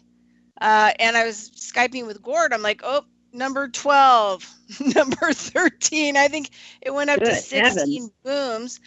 And then every day, you know, there's like less of them. You know, it's getting like back down to kind of like maybe 3, I think, 2 days ago. But you know what it is? It's probably, I mean, we could say it's the underground bases and stuff that are being bombed. But you know what? I had a bigger hit when I was thinking about the rock people and the, you know, liquid stone, the lava, and all of the movement and these booms. I mean, you know, if there are a volcano and a liquid lava is a big stone being, and that could be cause like a major reverberation. So now I'm like, oh, maybe since we have all this volcanic activity, those booms are actually, you know, the underground stone people, maybe even in liquid, trying to like hit boom, you know, like also the drum, you know, like the power of the drum, same thing, like in that frequency and that, you know, driving force, that reverberation. Anyway, kind of an sorry, it was just kind of like, it kind of dawned on me. I was like, wow, that all ties together. Huh? That all ties together. Yeah. So, it does. Yeah. So I'm thinking, you know, maybe it's like, and my roommates here were not hearing it at all. And then I got one of them, I go, you hear that? Put your foot on the ground. Can you feel that? And he goes, yeah, wow. You know, and so we kept counting together, 6, 7. But yeah, it's interesting because I don't think I would have felt it in town. So here we go back to how does nature know where I'm going to be when I need to hear whatever's going on, regardless if I understand it or not. Well, there seems to be kind of a theme going through this rock medicine, although we kind of started out with mountain people. But the my story is that they threw rocks. You know? Yeah. It's awesome. We live in a great big blue rock. So, no, it's good. Oh, okay. I didn't know if you were cutting out. Oh, no. We always get messed with. Me and Bridget occasionally get messed with, you know, on the Wi-Fi, internet stuff. So. Well, we make all this energy ourselves with what we bring up, too, which can interfere with these, these well, and the man-made devices. Well, yeah, and also one of the things that I've been noticing here is a lot of the future energy, because there are going to be people who are going to listen to this because it's going to have Bigfoot, you know, in the text underneath. And so there's all this energy that people, you know, it's going to butt up against them. So there's all this future energy of stuff that it will confront in people, right? And also emotional stuff. There'll probably be some people who listen to it that go, thank God, this is like the most positive thing about mountain people ever. You know what I mean? So it's going to help a lot of releasing of fear, you know, kind of a thing. So I just wanted to say one more story, and then you guys can talk for the rest of the time. But I used to know this man, and we messaged back and forth for a while, and he was a you know, South American, I think he may have been Aztec. I think he had like a weird combo, like Comanche, Aztec, but he was, you know, trained and everything down in South America. And he said that he had a test.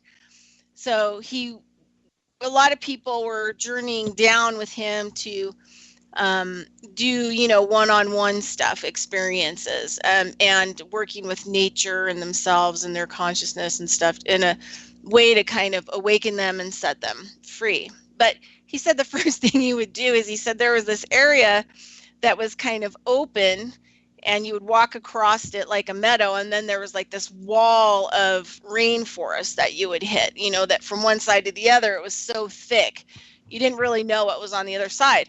And he said that what he would do with people, new people especially, is he needed to find out, this is the first test that he put people through, and he needed to find out like how far that they had fallen from what he said, you know, how far from the Garden of Eden that they'd fallen, you know, how separated were they from it, right? Because the Garden of Eden is, you know, an energetic thing. It's how you operate within nature, basically, and the experiences that you have through, you know, the fruit, the life force beings, you know.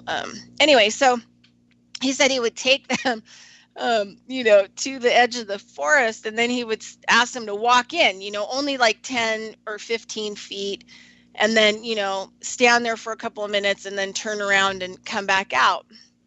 And he said that, you know, a lot of the people that he would send in there, the forest would go completely quiet, like not even an insect made noise. He said that when he went in there, it's like the whole forest was like greeting him before he even got to the wall. You know, everything in it was alive and active. And he would walk in and, you know, commune with his relations, you know, with his family, which is, you know, the earth family, nature family. And, but sometimes he would take people in there and they would get a whole different, you know, experience. They would get like complete and utter silence, like no being in the forest, not even the trees would even, you know, make a noise. And I always thought that was like such an interesting story about, you know, where we're at when we're asleep, right? And we think it's just like a 3D world. But then, you know, as we become really conscious and awake and we start looking at this world with our eyes wide open, and how it reveals itself to us, you know, and then eventually becomes super excited to meet with us again or see us, and how active all the things in the forest become. And so I was thinking about that, you know, we're talking, you know, in regards of Sasquatch, and are they real, are they not real, and can we see them, can they become invisible, can we do all these things? And you know, maybe there's this, you know, separation between these two polarities of the, you know, what you think is real, and then what is real, and the potential and possibilities of that. And sometimes we have to awaken in order to be able to go into the places and have the experiences that we want to have on a spiritual level. Anyway, that's I agree. Yes, and you know, our own senses are often the first indicators of what we can't maybe see yet, and one of them is the sense of smell, even beyond hearing, is because they can smell us. Nature can smell us coming a long ways away. And, you know, one of the things that the girl talked about them being, you know, in the logging thing years ago, she did say that they smelled bad. They knew they were around. It's because they smelled bad. According to us, they probably smell perfectly fine to one another, you know. And it's interesting that that's one of the things you will see indicated on a lot of Sasquatch comments of people meeting them or seeing them. Is one of the things you may not even see them, but they can smell them. So our sense of smell, on a broader note, has been ruined with artificial scents and chemicals. And my neighbors think that I don't even know what it's called, certain kinds of soap powders that they wash their clothes with, and then they're softeners. That smells good to them. And when they run that through their washer and dryer, I can smell it blocks away, and it makes my head hurt. And to them, it smells good.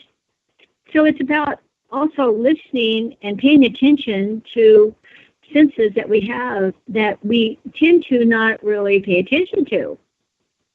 When I get up in the morning, as with most partners, I greet the outside. I say, hello, literally. I have this little hello thing, and I say, how's everybody? Time to wake up.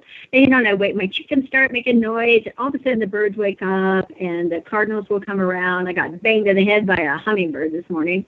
She was like, ding dong, be quiet. She wanted some water. And,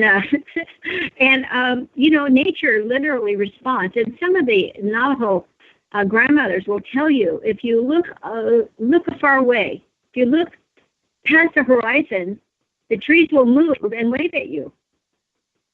And I said, really, that's wind. They go, no. Is it blowing over there? No. Is it blowing over there? Is that tree moving? Yes. Yes, it is. They're waving to you. Oh, okay. And it's about paying attention to smaller and smaller details. Instead of just getting so blurry and, tromping along and, wading through our lives and worrying about how we're going to pay our mortgages or, how we're going to eat or anything, put gas in our car, we have so distanced ourselves from the subtleties and to me, which are the big power. The subtleties are the important things. Those other things are not. They're minor annoyances. But the subtleties of our smell and our senses are really the big picture. Yeah, and absolutely. That's why I have to go into the forest, because when I come out of there, I'm clean. I've cleansed my mind, cleansed my soul, and I feel whole again. It's and it's kind of like when I first go out there, there's an eagerness, but also I've got it's like the doldrums that you've collected over the last few weeks, being in the city and around town, around so many people and traffic and all foopla. You kind of you slowly shed that as you go through up into the woods, and all that beautiful fresh oxygen comes. And now that I'm better aligned when I go out, I can literally hear the ancestors. It's almost like there's a parade of them beside me somewhere close, and I can hear their voices as they're traveling up with me, aside of me, or from maybe I'm tapping into an ancient time when they actually did go up back in antiquity. But I have one more episode with the Sasquatches and a tiny creature. Good. I want to hear more stories. So I think it was the next year after the Rock People when I went up again, and I decided to go the next, because I disturbed them that time. I decided to go beyond and see what I could find up that river. It's bushwhack hiking, and whackers shouldn't really be in there, but it's a hiker's term, and it's difficult to get in there, and it's probably what makes it so magical in that particular area. So I got in and I got to another rock bar, a little more difficult to get down to it. You got to climb over deadfall that the freshet's piled up on some. There's one rock there that's quite huge that's got a bunch of deadfall and I got to worm my way around all this to get in there. And I got in, and it's a little smaller rock gravel bar than the one below with the Rock People, but it's a little bit more intimate too. And anyway, I was sunning myself on a rock after I kind of poked around a bit and just taking in the heat of the sun, and I'd gone into the river for a bit of a swim prior to that, so partly drying myself off too. And I'm just laying there and just enjoying being there, and I sense a presence, and I'm looking around, all around. I'm going, okay, what am I sensing? Is there a bear coming in, or a deer watching me, or what's going on? And it was almost like it said, no, down here, look down here. And beside me on the rock, right beside where my arm was resting, was this little jumping spider. And you know how their eyes are on a little pedestal, right? And he was looking right into my eyes. And I'm looking at this guy, and he's kind of, and I could sense he had a questioning look. Like if you can imagine trying to look at this little guy, right? He's the size of my fingernail, and he's got a questioning look, and so I got my arm right beside him, and I move it just down so it's more flat, and I indicate that he can come up on my arm, and he stepped back and he's looking at me. He says, "Okay, can I trust this guy? Is he going to be doing something mean?" And I just give him my heart, right? And so he trusts. So he goes down, goes up onto my hand, and he comes up my forearm on my right arm up to where my hairy arm became too much for him to wade through, and he stopped. And then he started telling me this, and I'm very sad to say, for all you listeners out there, my brain was too calcified to interpret what he was telling me, and I'm kind of hoping it's logged in my brain somewhere. I can pull it up someday and actually interpret it, or maybe it was actually meant to be for another time yet to come, right? Another experience yet to come. But he was on my arm for a good long time, and then when he finished, he worked his way back down off my arm and went down to the rock and turned and faced me again, and it was like, "Okay, goodbye, nice meeting you," and off he went. And I gotta say, out of all my experiences, that one is the most unique. It's not like I'm like heavily experienced or anything like that, but among the numbers that I've had, there was something very unique about this little tiny creature that was just seemed to be so full of wisdom. And I stayed on that rock for a while, reflecting on what took place, and before I realized it was time to move on. I did move out. I was going to try and explore a little further out, and I started walking, and it was moss and a lot of rocks under the moss, and it was really thick moss. And I started getting into this area.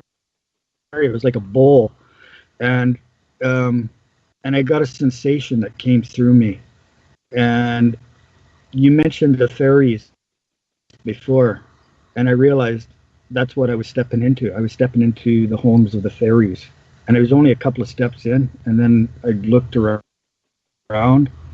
and I backstepped out, tried to keep just to where I'd placed my feet prior and go backwards, which wasn't easy because these rocks kind of move a little bit. And I'm not wanting to move, I'm not wanting to disturb anything with my weight. So I got out of there, and then we started to leave from that place. And having been in the logging industry near 30 years, I've never seen a tree cut down like this. This was an old growth red cedar. Somebody, I don't know how they did it, but they got up, they must have been 20-25 feet up, and they cut this tree down from there. So you got this big, huge stump. Like, it's probably, across the stump is probably 6-7 feet across the stump. Oh, right? Wow. It's not, I've seen bigger cedars, but it's a good size tree. But how the heck, at least 20-25 feet up, like, to cut the tree down, that's an incredibly dangerous thing to do to begin with.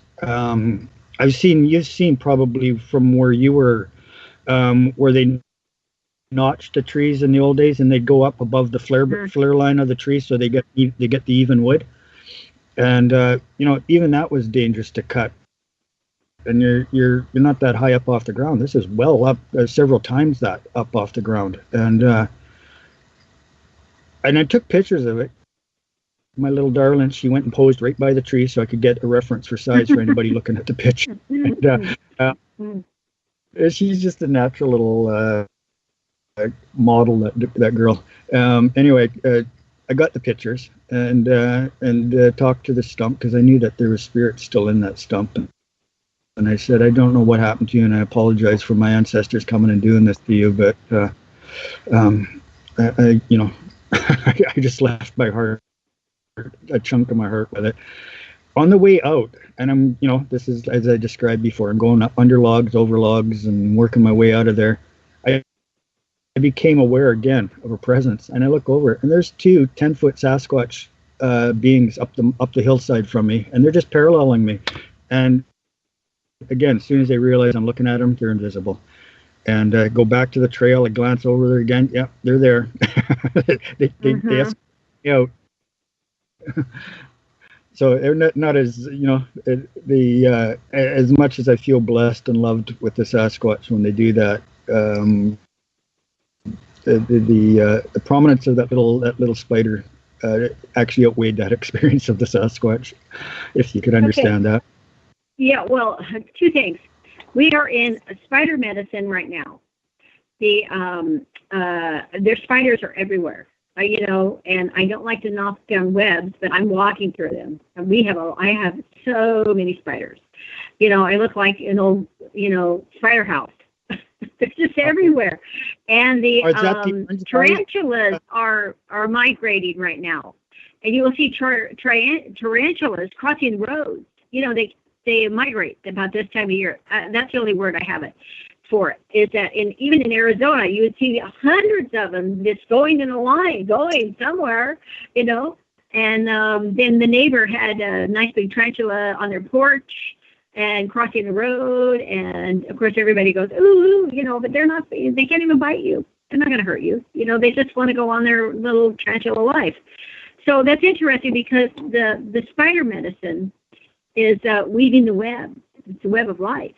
And, in Spider Rock in Canyon de Chelly is part of taught women to weave and to spin. And spider medicine is really, really important. It's the storyteller. It's remembering the stories. And everything we've been talking about has not been accidental today. As because rock medicine, fire medicine, mountain brothers and sisters, and spider medicine and tobacco and all this stuff is a big picture that humanity is now seeing, and we just have to look at it and see what we're seeing.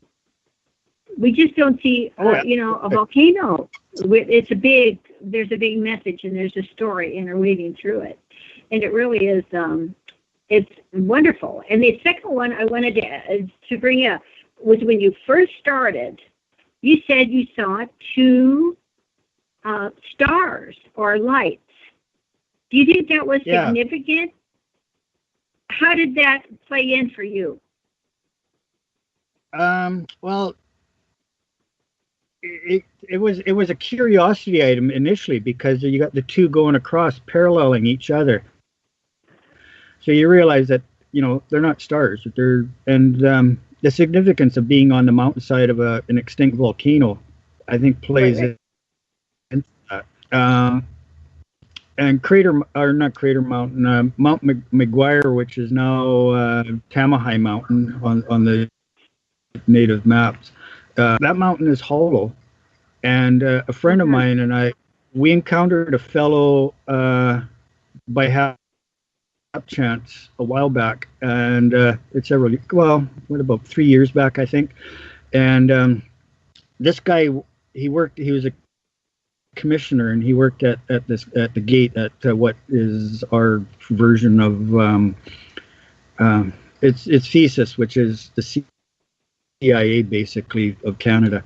And we're going to see if we could do some interviewing inside that building, which we were denied. But this guy was quite interesting. He said he could trace back every incarnation he's lived on this earth, and he basically described him as a very deep spiritual man. And when he talked and stuff, we basically soon forgot about going into the building and all the rest of it because he was way more interesting in my view. Where was I going with all of this? My backstory sometimes wipes out my memory of the main story. The sky, the lights in the sky. Yeah, it's from the stars. Dang it all. You saw the lights before you had the connection with the Mountain Brothers. Yeah, Gordon. Yeah, you just tell her that you feel like they're multi-dimensional beings, because that's what Gord's told me. Which is yeah. Oh, yeah. Okay. The Bigfoots. Gord sees them more as hollow mountain, right? They are different, multi-dimensional. The Sasquatch are multi-dimensional, but he was on about something else in the topics that we were talking about. Oh, about my mountain. That's right, the Crater Mountain. I mentioned it, or not Crater, Mount McGuire here. It's hollow, right? So we know this from the Cravers Club, and he said he listened to that, and he says there's also a tunnel that leaves that mountain, goes across the valley underneath the Fraser River, and goes up to Squamish. And I think it goes up. There's a mountain there that's held in high regard. They're called Big Chief, and I think that's where he was referencing it goes to. So I found it very intriguing that this particular mountain that I'm being drawn to has an actual tunnel that transcends underneath the earth, underneath the Fraser River, which is the second biggest river drain. That is awesome. In America. So that puts a whole new spin on all of that in terms of and what's inside that mountain too. There's also a little lake. I've been only the once on a day trip. A friend of mine who guided me when we went for that trip, and it's very difficult to get into. There's no easy trail in there at all. And the natives used to use it spiritually in the past. And I think this is a trend, I think even into the South America. When a child is born with major deformities or something like that, the natives feel it's better to send that child back to the afterlife so that they can reincarnate. They could pick a better body to reincarnate into. I'm being a little bit vague on that because I don't know all the details for a fact. This is just how I've heard it from a native medicine man, or holy man rather. Anyway, that's what this little lake was used for. There's actually a sinkhole just above it. So, and the snow melt is just about finished up there now. So it would be quite high. So it would flood, and it's in a bowl. So that bowl would flood, and then that child's body would be taken out through the sinkhole into the mountain itself as the freshet exhausted itself. And I need to go up and spend a night at that mountain. He spent the night with his girlfriend when he went up there, and they'd made a little campfire, and they'd snuggle themselves in their sleeping bag between a couple of logs on the side of the little lake there. And he said just at dusk, 4 pairs of red eyes came down and off the mountain and sat down right beside that lake on the opposite shore, which would have been probably about 45, maybe 50 feet away from him. And he said he couldn't sleep. He would just start to drift off because he was tired, and his mind wouldn't let him go to sleep. He'd wake up, shine his flashlight, and they were still there. In the Stalo Historic Atlas, that's the major band here locally. There's several native bands here locally, but the major one is the Stalo peoples. And in their historic atlas, they have a spiritual section. It's actually the first section once you get past all the information pages. And they describe it. They've actually got an artist depiction of those red eyes, and they call him the Stallagum red-eyed wolf. And the Sasquatch is also a Stallagum creature, which marries them in together. So that's fascinating. And that's what I want to go up for. I don't know. It's one of those things, and I'm sure you can understand. It's nothing you want to intrude in or impose yourself on, but it has to be like a welcoming thing to go up in there. And I think I'm getting more in tune at the moment. Go ahead. So sorry guys, but we're coming into probably the last 3 minutes of the show. So I was gonna. Yeah, I know. Boy, that was fast. So I know. I told you it was going to be fast. You didn't believe. Oh yeah. Anyway. Yeah, we've been down inside that hollow mountain, man. Yeah, we took a trip down there. So, anything real quick, Gord, that you'd like to tell our listeners about? Oh, hold on. Oh yeah, our listeners, and then we're going to be out of here. So just tell them whatever you want to tell them about the Bigfoot, and and then we'll head on out. Well, the biggest thing I could say is when you want to go out into nature and you want to be a part of it, respect nature. Leave the rifle at home. Leave the handgun at home. Whatever you think you got to take up there for your own protection, and go up there in heart, because literally that's your protection. If you go up there with the right sensations, the right respect in your heart for where you're going, you don't need any of that other stuff. The bears will leave you alone. Kiana and I encountered a big male bear. He was just out of the cave, and he got kind of grumpy when she barked at him, but I got her quiet, and I told the bear, we're not here to hurt you. We just want to be up here as the same. We're not going to bother you. And you know what? He just turned around and he said, yeah, okay, I'm cool with that. I'll walk ahead. You guys can follow along behind if you like, basically. And we got along good. He was an easy 400-pound bear. He could have eaten the both of us and not even belched over it. But he was happy to just let it go peacefully. Enjoy the nature. Nature is not going to hurt you. I get deer walk right up to me when I'm up in the woods a lot of times, and it's all love. You respect and you get the respect back. That's all I can leave you with. That's right. Awesome. Feel the love, give the love, and they can smell gun oil. By the way, bears and deer and all that, they can smell the gun oil. Yeah, and the gunpowder. You know, can smell the gun. Yeah. Mm-hmm. Yeah. And they know what it means. It's even a cub will know what it means because it's inherent. Oh yeah. So thank you for sharing with us. It has just been a lovely journey. It's so sweet. Thank you. Yeah, well, thanks for coming on. Too, Jenny. You guys are most welcome, and I'm so grateful to have gotten on and meeting you, Jenny. I've heard so much of you over time, and it's been a real treat to get to share this radio show with you. Awesome. Yes. Yeah. And we will see you again and talk to you again. I am very sure. Yeah, and so we're at the end. I would love that.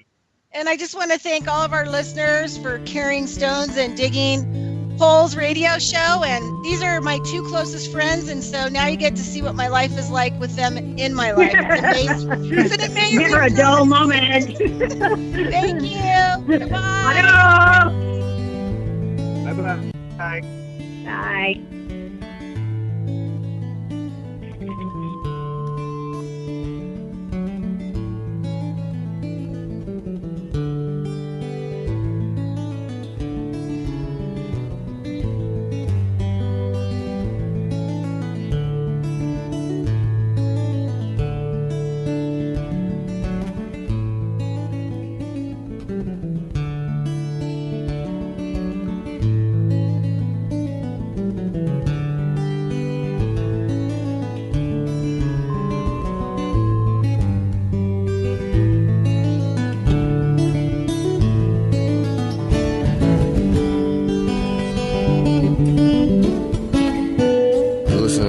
Radio at freedomslips.com, and we'll be right back after this message.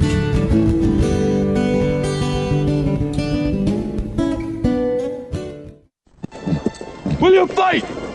No! We will run! And we will live! Shame on you! This could be the greatest night of our lives. But you're gonna let it be the worst. And I guarantee a week won't go by in your life you won't regret walking out, letting them get the best of you. Well, I'm not going home. We've got too far! And I'm gonna stay right here and fight for this lost cause.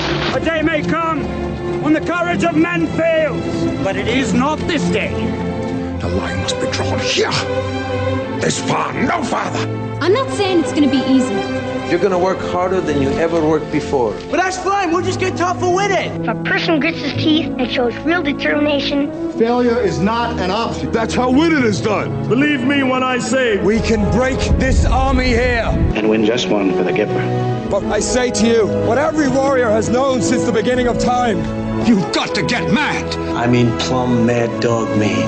If you would be free men, then you must fight to fulfill that promise. Let us cut out their living guts 1 inch at a time. And they will know what we can do.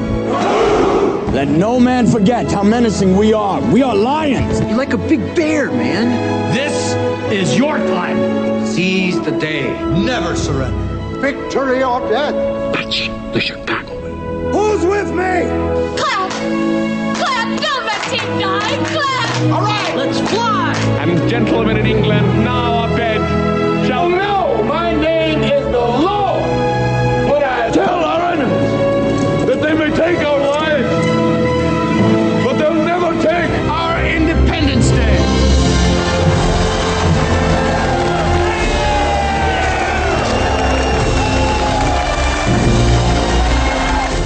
Revolution Radio, freedomslips.com. One world coming together to bring freedom home. You don't need to expect us. We're already here. This is the people's war. It is our war. We are the fighters. Fight it then. Fight it with all that is in us. And may God defend the right. Warning! Warning! We gotta stop them! They're gonna kill us all! See how the trouble you've started? Be they the government, be they industry, be they organized labor.